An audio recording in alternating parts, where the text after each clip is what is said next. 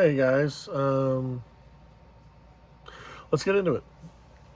So, welcome to the MaskMonger, Vinny Ratlock, Tim Cecil, whatever you want to call me. Anywho, so Palefest just happened over a week ago now, and I finally have time where I feel like I can actually talk about it. I've just been busy with life right now, trying to get back into the swing of things, ordinary life now that it's over. But as I was watching the video that I made of my, sort of vlog, there was a lot of stuff that was missed, and so I just thought I would go ahead and talk it all out, all the main points and whatnot. So I get there Thursday, drove up there Thursday, and first person greeted me was Bishop's wife, and gave me a big hug, welcome, and went through the whole thing. Right after I just had greeted and talked with her, Bishop and AJ pull up in a golf cart, and they get out, give me a hug. It's because we're like family. Almost everybody there is like family. We're giving everybody hugs and stuff like that. So Bishop, I originally thought that I was supposed to be set up in a different area. That's why I brought my canopy tent with me and stuff. And Bishop's like, no, you're in here. You're in this alley with the other mask makers and stuff like that. So I was like, oh, cool. I don't have to break out my canopy and stuff, and had to move everything into this one area. They did have tables available, but I decided to provide my own just because I brought them with me anyway. So while I'm getting set up, I got to say hello to the other people. I got to say hello to Covert and Nick Cottrell, who actually his mostly ghostly booth was right across from me. Got to see Lonnie. A lot of them. Like some had already set up and left for the day, and some were just setting up that day. And so it was fun being able to, reconnect with these people that I haven't seen in over 2 years. Luckily enough, I saw Bishop earlier this year at our Cincinnati P3W show with World Oddities Expo. He happened to pop in and stuff, and I got to see him then. So that was really cool. But yeah, getting to see everybody again at this part while setting up and stuff. And it was one of those things, like when I was first going there, I was kind of nervous, again. Once again, it's late, so I'm tired. What's going to happen? And as soon as I showed up and, we saw everybody, it was just like, same old, same old. We felt comfortable around each other and stuff, and could talk about everything. We're talking about our lives. Like one of the first things everybody always asks me is like, "How's your wife?" And "How's your family?" and stuff like that, because they all know about my wife. I always talk about my wife to everybody. My wife and my son, both my sons. So we're just basically getting everybody all caught up on anything that we didn't talk about on during just throughout Facebooking and stuff like that. Or how many yards am I having during this take? So went home, came back Saturday early. Once again, finished setting everything up. That night, Thursday night, I was trying to knock out some of these masks and stuff. Like I got this guy. He didn't sell, but he's here. Like so, had to finish painting on him. I had the Splatterhouse mask. He's back there somewhere. And whatnot, just a couple last minute pieces to bring with me, and packaging pieces. Like I printed up a bunch of labels for the crusty udder pieces. We call them skellies. A couple labels for the MaskMonger minis. Number three, number three. And labeling in bags for the tussle figures, which is the knockoff of the muscle figures. So that was fun too, as a way of still promoting the thumb wrestling show that I run there, even though we weren't performing. So Sarah came around. We opened. The minute we opened, somebody ran up and purchased a mask off me. So it was kind of fun. It was like within the very first 5 minutes of them going, "We are officially open," and like within 5 minutes, somebody was like, "I want this mask," and I was like, "Yeah, sure." So that went, and then immediately right after that, I sold some of the mini masks. I sold some of the figures and stuff. I think total masks throughout the weekend, I sold like maybe 6, 7. But a lot of my smalls I sold the crap out of. Like, they love the miniature stuff. And once again, it's because I'm not selling, movable dragons and silly fidgets that you can just find anywhere online. These are all my original pieces that I made.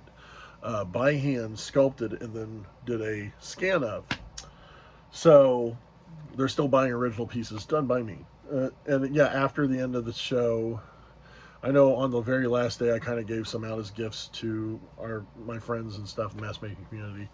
Um, I came home with 2 MaskMonger minis and I think 4 tussle figures. So a lot of it went away.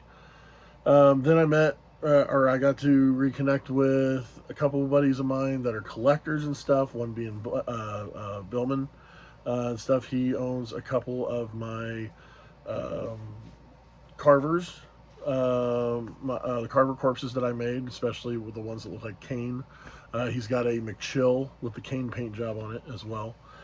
Then the other guy, I say kid guy, Austin and his dad were there. Austin, huge fan of McChill. Matter of fact, they even say, like, when they go to other shows, they're like, oh, they wouldn't be able to handle McChill, and they told me that, and that was just, it was great because, the joke of McChill starting off as an actual genuine refrigerator from Cabin Fever to now the World Oddities Expo champion, and knowing that he's got that kind of a fan base, a fan with, AJ Good from House of Mask and Austin, and there's a handful of others that come to say, we just want to see McChill. So right around, I think, 2 o'clock, I did a couple photo ops where I put on the McChill outfit and people could come and get a picture of him. Of course, when I did it, Austin was one of the first people to come on that Saturday. And not only that, Austin, when I told him I'm finally retiring McChill, he was like, I want it. I want this and stuff. And so he gave me a price I couldn't refuse, and he is now the owner of the, let's see, one, two, this is the 3rd McChill. 4th technically, but this is the 3rd McChill out there. So now I'm working on McChill 5.0 because McChill's going to have to be defending his title shortly. But yeah, the whole time we're just sitting there talking, reconnecting with all the other artists. Josh Everett's, Paul J. Vick came up. I got to talk to Pumpkin Pulp again. And even on that Saturday, I got to actually speak with Ed Edmonds, Distortions. Never really had a chance to talk to him. And I got to actually just thank him because when I wanted to get into actual hand sculpting clay and stuff like that, and making the casts and all that, he is the tutorial that I went to. There was all these other tutorials on YouTube and stuff, but his was the best. I explained it to him as his didn't make me feel like I was dumb, but at the same time, he held my hand through the whole process. And so him and me, we talked about that. We also talked about the usage of AI now in mask making and stuff, the benefits and the pros and the cons, if you will. I even let him know that what got me into really mask making was watching Alan Hops do a scarecrow mask and stuff using burlap and latex. So I thought that was pretty fun too. So I've only met Alan Hops twice. The both of those were at Midwest Hunters Convention. But so talking with him, reconnecting with Pumpkin Pulp, which was really cool, and just seeing some new people that I haven't seen there before. Patton was there with Dead Neck Creations, and he got to. I still think one of my favorite things is the fact that I do have difficulties making it to other people's areas and stuff because a lot of times I'm by myself. Like, I see a lot of these vendors will bring like 1 or 2 extra people there, and then they get a mosey around. I usually don't have anybody that want to come with me. I even threw it out there to a couple people I know would have loved to have gone to Palefest. That, hey, I have an extra ticket. You just have to help me work my booth. And nobody, which is ridiculous that people are like, oh, I hate the fact that I got to miss Palefest. And I was like, I have a ticket. You want to go? Well, I can't. Like, you still find excuses not to go. And guess what? It's not happening anymore. So you screwed yourselves. But the fact that I had the other mask makers actually make their way to my booth to look at my stuff. It was really awesome. And I got to see Terry, AJ's grandfather. That was one thing I did not get to see Jason. I saw Jason at the other two. Jason was the first person I saw the very first time I went to a Palefest. It was the second Palefest. Went there. It was Jason first, then it was TJ. But Jason was just, he had to run trash, and me and Zodiac, we went and helped him get trash thrown away and stuff. But how it was Jason, TJ, back to Jason, and then Ricardo Grimm and his crew. Got to, came to me right after that because they were talking to me about the hearse and stuff. Also, really cool stuff was got to reconnect with Jackson. Jackson and me have the connection through the fact that we're both really good and close with Ricardo, knowing that he passed away. And he had shown me that at his funeral, the mask that I gave him at the last Palefest, he had on display at his altar area, on display, and that really meant a lot to me. The fact that he actually cared enough about the mask that I gave him that they held that and the thing, so that made me really weepy. And Jackson knew that I had another one of them and stuff, and he wanted it too. So that's what we're talking about, getting that one to him. He had a bag full of old vintage masks, and he wanted me to go through it. The one I was looking at first was a Swollen Teeth conversion he had done, but then as I'm looking, there's another mask that's in there, and I'm going to have to tell you that story on another show. But I was floored when I realized what it was and had it confirmed and everything, and just absolutely had to have it on my person, which is awesome that I do have it now. So, once again, that's going to be another story. But yeah, I think the one thing Saturday, both days, I got to do one of the things I really wanted to do was to talk about and celebrate the life of Ricardo Grimm. He was I considered him a really good friend. Anytime that we talked to each other in person, we would talk for a while. Like when Ricardo Grimm first met me, he wanted to talk a little bit about the hearse, and then we started talking about just life, families, with our nieces and nephews and stuff like that, and being there, and just life decisions and stuff, like stuff you wouldn't really normally talk to just a rapper about, and it was fun connecting with him on that level. And even at the other Palefest, Palefest 3D, we could not talk at all until almost right at the very end of Palefest, right before Green Jello went on stage. We bumped into each other. I presented him the mask as a gift, and then we just once again talked for about half an hour, 45 minutes, just about life choices, just being there for family and stuff like that. And wasn't even shortly before he passed away that I messaged him on Instagram, and we were just like, yeah, Palefest, woo, can't wait. And he ended up passing. So the fact that not only was I able to talk about him with other people, but people that also where he mattered in their lives as well got to connect with me again, and we got to basically talk and celebrate his life and whatnot, which really meant a lot, since I wasn't able to attend the funeral and stuff. And it wasn't just Jackson. There was 3 or 4 other people that came to me just to talk to me about Grimm, and so it was really good that we got to verbally and personally express our gratitude towards him, and just out loud together say that we miss him. Wherever you are, if you're in the other planes or wherever it is, we miss you, Ricardo. So you did have a decent impact on my life. It mattered a lot with our conversations and stuff like that. We miss you.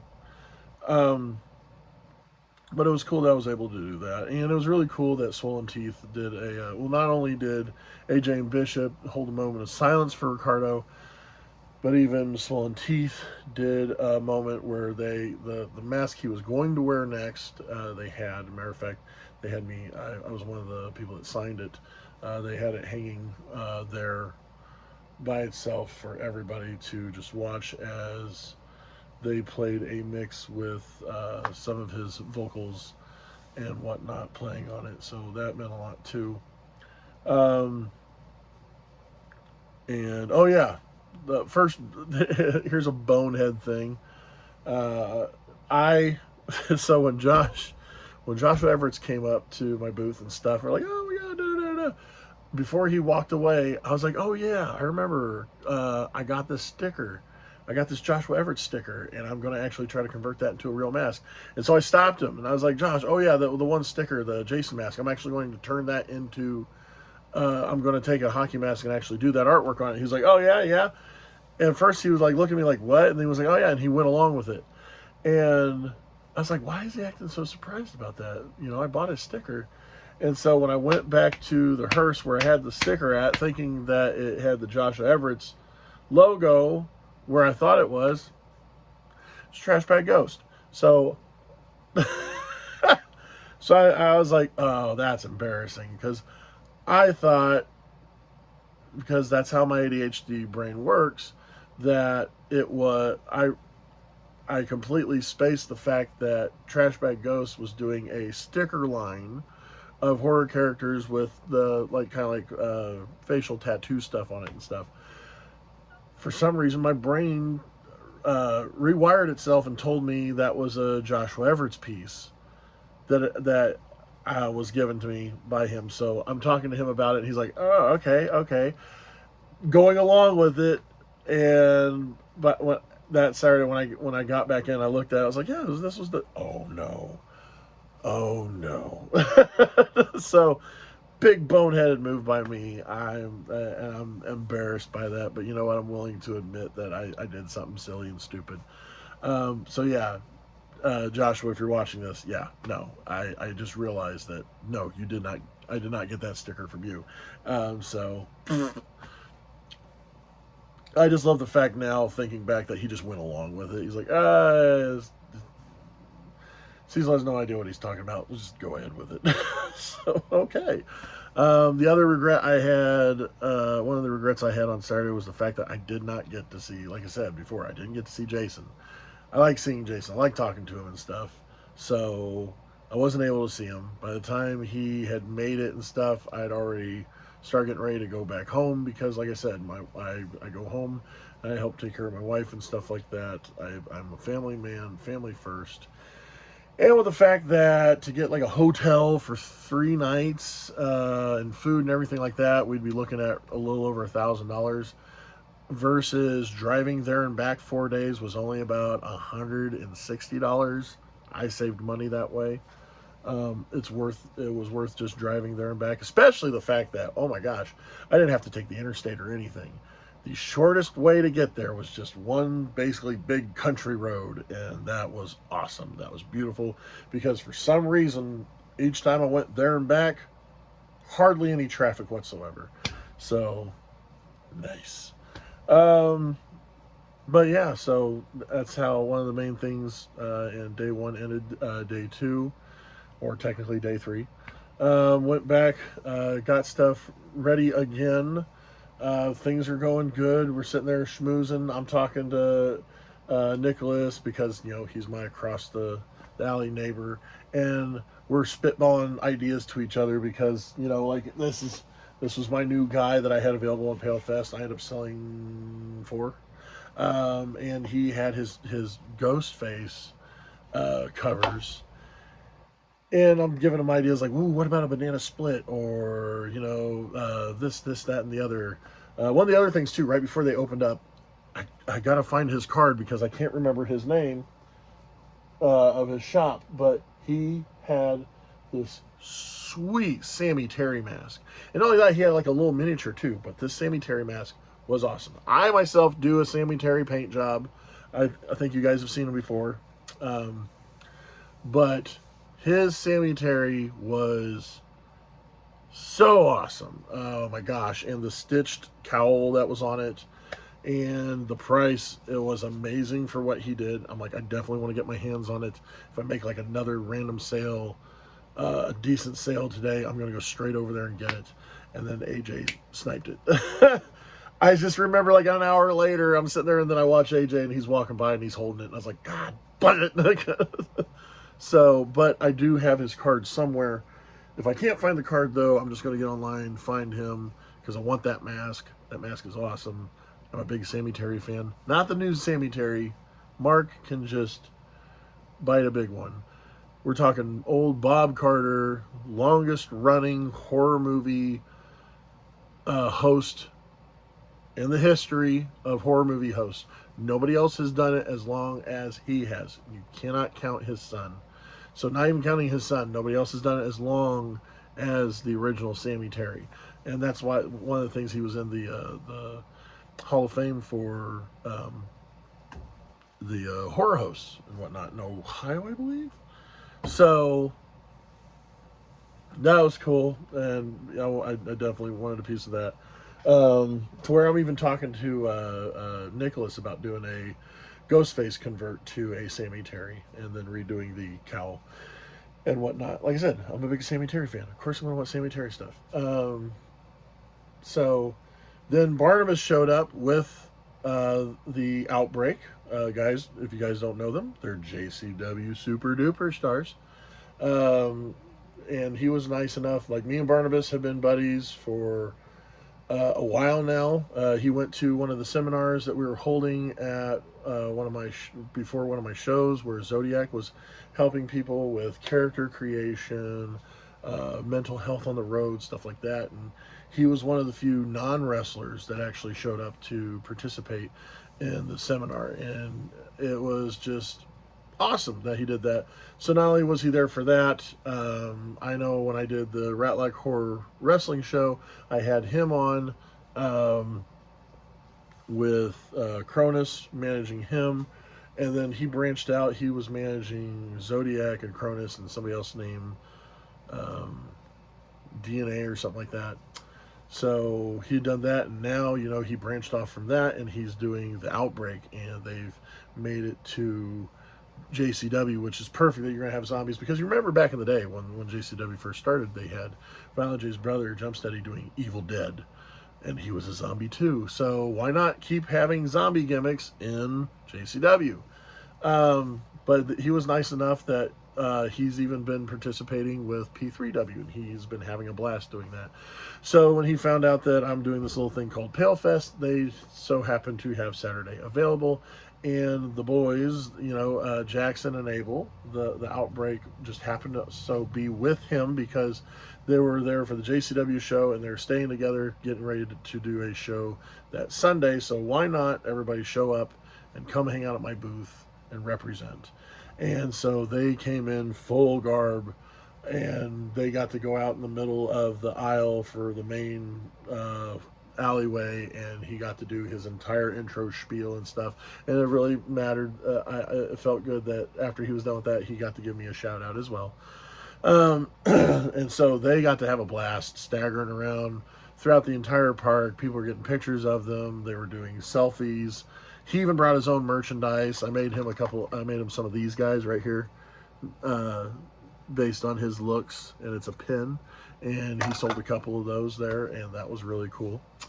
But then bonehead thing number 2 for the Sunday, before I went to there, I was at home, and I went to go get a bag of ice and stuff. When I went to go get a bag of ice, I drove my wife's car, and then I took my car to Ohio, and that's when my wife called me and said, "Hi, check your pocket." And when I reached in my pocket, I realized I left with my wife's keys, leaving her stranded. And so because of that, she was supposed to pick up the prescriptions, which were important, like, you know how people have prescriptions that keeps them alive, that they shouldn't be missing. I know there's people out there watching this that have that, you know, and so it was one of those situations where we couldn't do that.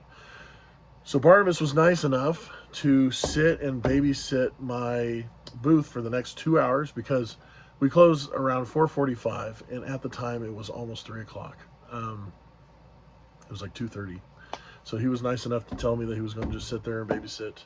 If anybody was wanting to buy anything, he was going to either FaceTime me or call me. And so I hurried off. I did some quick goodbyes to people, let them all know what was going on, so that if they're like, where's MaskMonger at? They would realize that anybody they asked was like, oh, he's going home to, take care of his family, because that's what needs to do. It's a family emergency. Family comes first. So I got in the car, gassed up, headed home, and they're supposed to close at 5, and they don't, and the pharmacy does not open the next day. We know they're closed Sunday.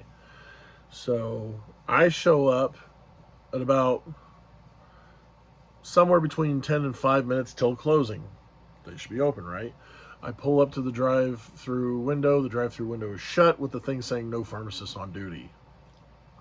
After I just called them and they told me, oh, no, they're closing at 5. I was like, okay, so they're still there. Okay. I show up, they have it shut. Oh my God. I'm now infuriated. I'm parking and going in there to raise holy hell. But as I go in there, I can hear this old man griping and crying and complaining. And I see that the gate has not shut, like their main little metal thing has not shut yet. So I am hurrying back there, and this man is like, well, how much is it for 30 pills?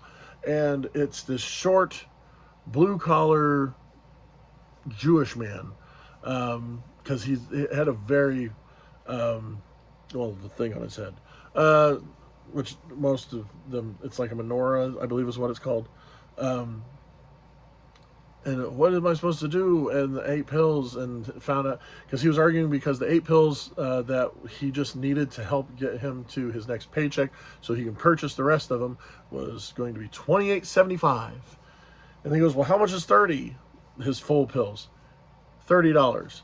So the 22 difference for 22 extra pills was going to be $1.25 difference. That's insane, because that's America. That's our insurance system. And so he's like, okay, well, and as he's talking, the other lady's like, can I help you? I was like, okay, so you guys aren't shut down. She goes, no, as long as this gate is open, we will take you as a customer. So because of this man complaining and having an issue with them not wanting to help him, I was able to get my wife's medication. This man really saved the day. And so you could tell in his eyes that he was just being destroyed. And he was like, well, then I hope I'm okay in the next 8 days when I get my check and I can come. He goes, because it's either this or my rent. And so, and you can tell by the way he was talking, he's not making up a story. For him, it genuinely was, if he bought his medication today, he would be homeless tomorrow. You could tell in his voice, how his voice was cracking, the look in his eyes of desperation. So as he was trying to walk away, I called him back over, and as a token of gratitude, I paid for his medication, because, he helped me help take care of my wife. And he was like, you don't have to do it. And then he started crying. And then I'm getting emotional. And then while I'm doing that, I'm talking about Palefest, because there's a lady there and she's got a tattoo with the ghost face and a mirror shininess of a butcher knife. And then right above it is Michael Myers carving a pumpkin. So I was like, oh yeah, I thought it was Palefest. Oh, Palefest, what's that? Blah, blah, blah, blah. Oh, I'd love to go to that. Maybe next year. Probably not. So that's how my full-on Palefest ended. But family first. I saved the day. Barnabas helped get me a couple more sales while he was there. He got to sell some product as well. And that was the night. We had pizza, and I did my best to go to sleep. But I knew the last day was coming. And so here's the last day, Sunday. Make my way there. And just, you can tell, walking in there, it's not, there's smiles going on, but at the same time, that everybody is like, this is it. You could tell some of the people that did not want this to end because they were dragging their feet, doing everything they can to not get all their stuff out right away. I was doing everything I could to get my stuff out because I still had the most in my booth. Everybody else was pretty much already half done. I wasn't yet. Um, and everyone's like, we need to take a group photo. We kept trying to take group photos, but Bishop was working. Everybody had to be out by like 2. Everything had to be out by like 2 o'clock. So they didn't have time to mess around and take photos and stuff like that. But I was able to, while I was tearing down, call a couple of my friends over that I've never been able to take pictures with. I got Polaroid pictures with them and stuff. And I didn't even realize that during the costume contest, my friends Nikki and Joshua got engaged. Once again, congratulations, guys. You're a power couple, and I can't wait to see what your relationship's going to bring for your guys' creativity and all that stuff. You guys are awesome. Like them and seeing like the Not a Mask group, Jeff and, oh God, I'll screw up her name just because off the top of my head. I have that issue with ADHD where suddenly a name will go away, and I'm going to say Victoria. I really hope I just said it right. But anyway, they're a power couple as well, man. They, for their first time doing a Palefest and stuff, they knocked it out of the park. I mean, I've been talking with Not a Mask throughout the past like 2 years. He's a real good guy. She's a real good girl. This sounds silly saying it like that. But, getting to see them and see how successful they were at the Palefest. Everybody, I feel like everybody I talked to was just very successful this year. And it's like, what a way to go. And, and that's when it really started hitting us that this was such a good Palefest. And it's like, people are like, this is how it should end. But at the same time, we're like, why does it have to end? And you know why it has to end? Because the goddamn gatekeepers, the people that run all the other stuff. No, I'm not going to mention the other, expos and conventions because they don't deserve it, because all others pale in comparison. But when we're trying to do something and get back to what it originally was supposed to be, it's a family reunion. We're all a bunch of mask makers. We're not trying to cut each other's balls off. We are helping each other. If anything, I get contacted by other mask makers when I'm stuck on something, giving me ideas on how I can make things better. And they're even reaching out to me going, hey man, I'm stuck, and what ideas do you have? And we're trading ideas with each other. We're helping each other out. We're promoting each other, and we're trying to help each other become a better version of ourselves. Whether, and it doesn't matter if we're white or we're black or we're left or we're right or we're straight or we're gay or we're satanic or we're Christian or any of that stuff. All that stuff goes out the door because we are honing in on our craft. And for that is where we all come together, and it's an awesome thing. And the fact that we're now losing that because none of these other places have the camaraderie that Palefest does, what Bishop and AJ gave to us, and people keep forgetting that. Like, a lot of people are like, oh, it's AJ's thing. Well, it's not just AJ's thing. No, it's called Palefest. Paleface and Co. Bishop, his wife. Some of you guys know his Ma Cree, Jasmine, like they're a big part of it, I mean, yes, it's promoted on House of Mask, but some people always say, like, I've talked to people that have come there and they go, yeah, AJ's thing. It's not just AJ's thing. And the fact that these other people, the gatekeepers and what, want to just constantly talk smack and run their mouths and try to make everything that we're trying to do at Palefest seem like just crap and laugh at it and nitpick at it. And the thing that hurt me the most is knowing that Bishop's wife was working so hard on making these promo flyers to make them look so cool and punk rock. And I still remember when she made me mine, I was floored. I was blown away. Because that is the same graphics that if I wanted somebody to make me a flyer like that, I know I was going to be spending about $200 at least for that kind of a flyer. And the fact that she was willing to do something like that to promote me for Palefest was an honor. And the fact that she was doing this, and she is tirelessly working hours to make all these flyers, and she put out a lot, and people out there were trying to bash her and say that she isn't doing that it's AI. Fuck you guys, because how dare you. And the funny thing is, some of these people out there that are trying to point fingers about people doing AI, and they themselves, I've seen some of their flyers when they're promoting their stuff, and they're using AI a lot too. So it's like, practice what you preach, bro. And it's like, I know if my wife was working diligently trying to help me out, and then somebody went and started bashing my wife, and a bunch of people started ganging up on my wife, I wouldn't want to do it either. I would throw everything away too. Be like, you know what? If you guys are going to come after my wife, who's been trying to help me, screw you guys. I don't want to be a part of this anymore.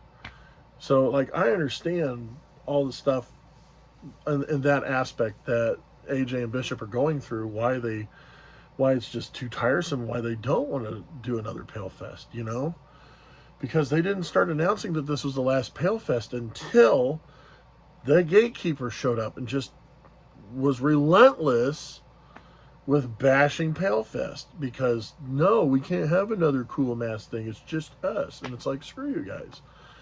So the gatekeepers won. I still remember reading that when Bishop wrote that. Gatekeepers won. And it's just, because we try so hard, and Palefest is something special. Yes, I've done other conventions before. I've done, VoltCon, love VoltCon. I've done In Conjunction, toy expos and stuff like that. And yes, I've made money on all those. But I did not feel as welcome at those as I did at Palefest. Palefest is my Graceland. Palefest, when I got to wrestle there, I said, this is my WrestleMania. Then I got to show back up and vend again, and I did so well vending. I'm like, I wish there were more Palefests in a year. I wish Palefest was a traveling thing, and I could just keep going from city to city with them. And the friends that I made, not only personally connecting with them that I knew through the House of Mask hangout group, and then friends that I made there, like with Casper Voxstax of Green Jello, and Chris Chaos, formerly of Green Jello, now the Convalescence, and then I'm making new friends there, and we're having connections, and I don't do a whole lot outside of my family life, because I like to, when it comes to my family life, I like to keep things quiet and just with my family. I don't want to go toot my horns all the time about anything that we're doing, so I don't really do a whole lot other than wrestling and mask making. Those are my two things. So unless I'm getting booked for a wrestling show or I'm vending at a fair, I'm not going out, because I'm just spending time with my family, So with Palefest going, it's a somber thing, because then it's like a lot of the friends that I made that I get to see in person at Palefest, I'm probably not going to be able to see anymore, unless I'm at like World Oddities Expo and they just so happen to get a booth there, because masks sell really well at the World Oddities Expo. But what I'm saying is, even Bishop, like I said, Bishop came and visited me at the World Oddities Expo, and I was so thrilled, because even though he ended up not being able to see the show, he still came in support, and that's probably one of the coolest things ever. I still remembered when my wife, we were doing Louisville, and my wife and my son showed up. Yes, it was 20 minutes after the match, but when I realized that they were there, I came out of the curtain crying, because they made that effort to come and support me. And that was amazing. And then people that so like my wrestling family got to meet my real family and my wife and everything like that. And so it's like, losing Palefest feels like I'm also losing a family, close friends, brothers and sisters, And that's what sucks, because it's not something I want to lose, you know? And I think that's the worst part about it, is knowing that some of these people, yeah, I'll be able to talk to them online, but sometimes, out of sight, out of mind. Maybe I try talking to them once or twice a day, and then maybe I try to talk to them once or twice a week, once or twice a month, every other month, every 6 months, every year, once a year, to where we just become strangers. And, a couple of years have gone down, and I go, man, I remember the last Palefest when such and such happened, and so, and this, that, and the other. I'm not ready to let Palefest go. And I have a feeling there's a lot of other vendors a part of Palefest that feel the same way.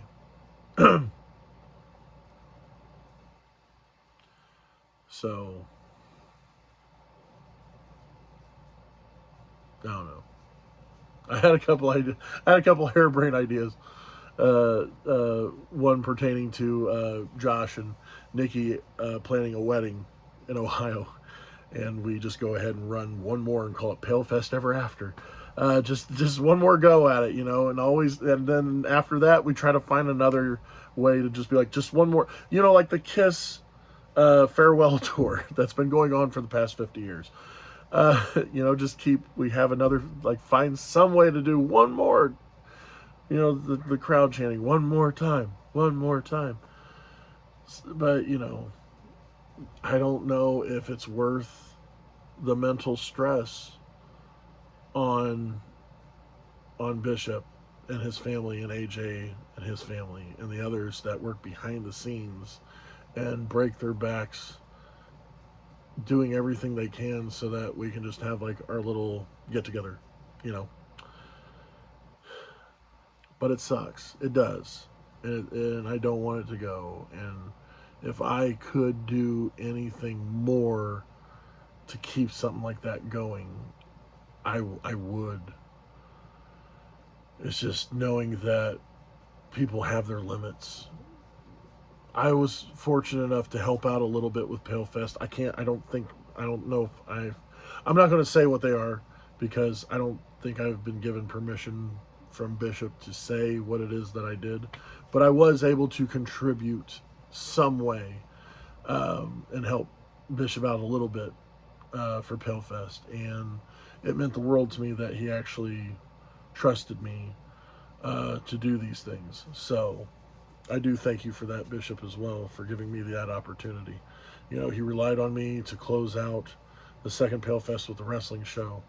And then last year the 2 years ago was funny, because he saw that I was making the jackal cages out of the foam and stuff. He's like, oh my God, can you make us one?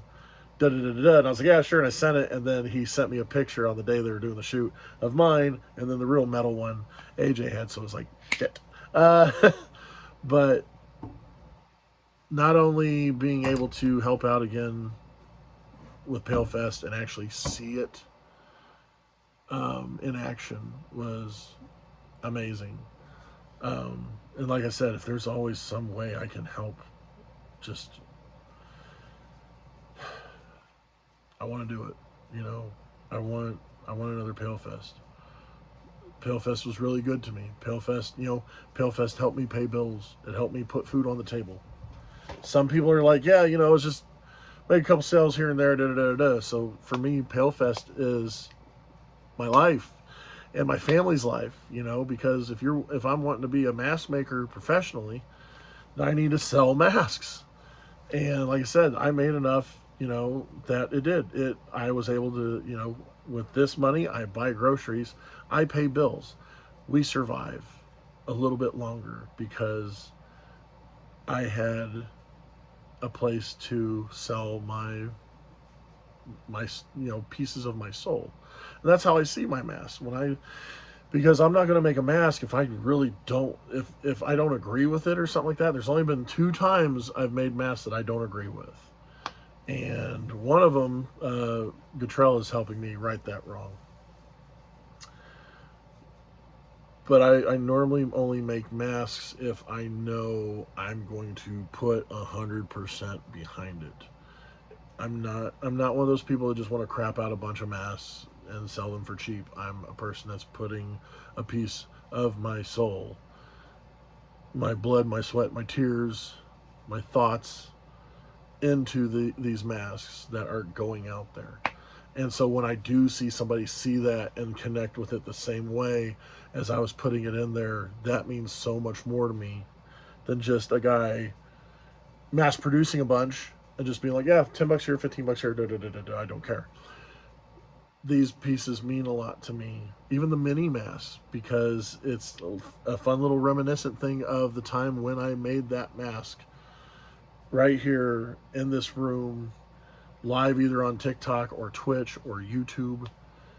So, and seeing the people coming there and just connecting and whatnot, especially with the whole Psychotic Symphony thing, because, like I said, 2 years ago, maybe 3 or 4 people knew who Psychotic Symphony was. And then this year, so many, probably over 100 people came to my booth and was like, oh my God, that's Krusty Utter. That's a Petrophilo. There's Zoid Sweetie. And oh my gosh, redid the original skull mask that Krusty Utter uses and stuff, and talking to me about the band. And did you know they had the song Remote Control? And I'm like, what? And they're telling me about that movie and stuff. So, and the funny thing is, Psychotic Symphony is slowly growing a new fan base.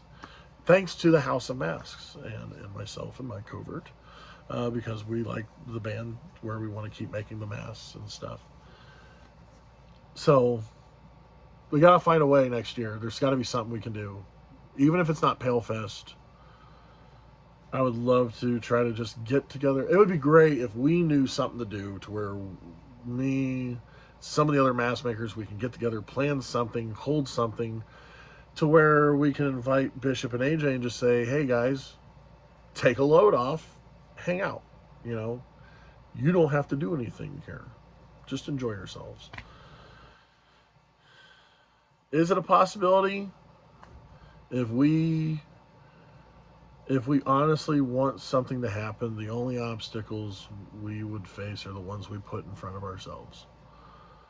So we have to have that mindset of stop saying why we can't do something, but how can we do something? It's not, I can't move forward because of this brick wall. It needs to be, this is how I'm going to get past this brick wall, and just start setting plans. So, yeah. All right, guys. Well, I hope if you guys stuck around for 48 minutes, I'm so sorry. Next time, I should warn you to put it on ×2 speed or something. But thank you guys. I really appreciate you hanging out and listening to me. Like, share, comment, subscribe. And like they said, Palefest forever, baby. I'm Palefest for life. Um, yeah, just, as I always say,